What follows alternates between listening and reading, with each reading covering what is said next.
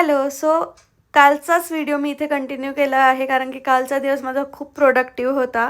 हेच व्हिडिओ मी कंटिन्यू केला आहे. इथे मी मुगाच्या डाळीच्या इडण्या करायच्या होत्या, म्हणून मुगाची डाळ आधीच वाटून घेतली होती कृष्ण मी उठायच्या आधी. त्यानंतर जे माझं आर्ट अँड क्राफ्टचं मी करत होती, ते कप माझे पेंट झाले होते, ते सुकले होते. मला ना त्याचं ते अप्पर पार्ट जो असतो ना गोल राऊंडवाला, ते कट करायचा होता, सेपरेट करायचा होता त्या कप्सपासून. मी ना हे खूप दिवसानंतर काही आर्ट अँड क्राफ्टची गोष्ट करते आहे, खूप एवढी मन लावून. आता माहीत नाही ते कधी कंप्लीट होईल, ते होपफुली लवकर कंप्लीट व्हायला पाहिजे, म्हणजे तुम्हाला कळेल की मी ते काय केलं आहे. त्यानंतर अचानकच आमचं ठरलं आज 31st आहे, काहीतरी करायचं नवीन, म्हणून आज बार्बेक्यू केलं होतं ग्रिलवालं.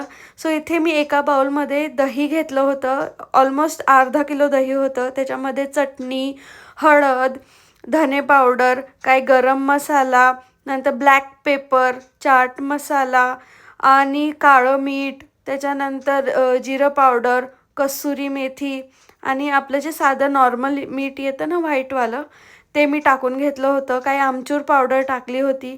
हे सगळं मिक्स करून घेतलं आणि मग ग्रिल करायसाठी व्हेजिटेबल्स मी काय काय घेतले होते, कांदा, टमाटा, शिमला मिर्च, पनीर, त्यानंतर सोयाबीन पण त्याच्यामध्ये घेऊ शकतो उकडलेले, फ्लावर घेतली होती, बटाटा घेतला होता, मशरूम घेतलं होतं आणि पायनॅपल तर खूप टेस्टी लागतं, तुम्ही पण नक्कीच ट्राय करून बघा. हे काय केलं मी, एका बाउलमध्ये सगळे पीसेस जे कट केले होते ते कट एकत्र करून घेतले. छान तो मसाला रेडी केला होता, त्याच्यात टाकून त्याच्यावरती मी मेल्टेड बटर टाकलं होतं. तोपर्यंत प्रेम इथे ना ते रेडी करत होता ग्रिलचं. त्यानंतर ते मेल्टेड बटर टाकून ना खूप छान लागतं, त्याला थोडंसं रेस्ट होऊ दिलं 15 ते 20 मिनटं. त्यानंतर हे स्टिक्समध्ये ना एक एक पीस असं लावून ग्रिल करायचं, खूप छान लागतं. आणि ही रेसिपी जर तुम्ही नक्की ट्राय करून बघितली ना, तर नक्की तुम्हाला खरंच खूप आवडेल. मी तर नक्की परत एकदा करणार आहे. असं होतं आमचं 31st, आम्ही असं सेलिब्रेट केला.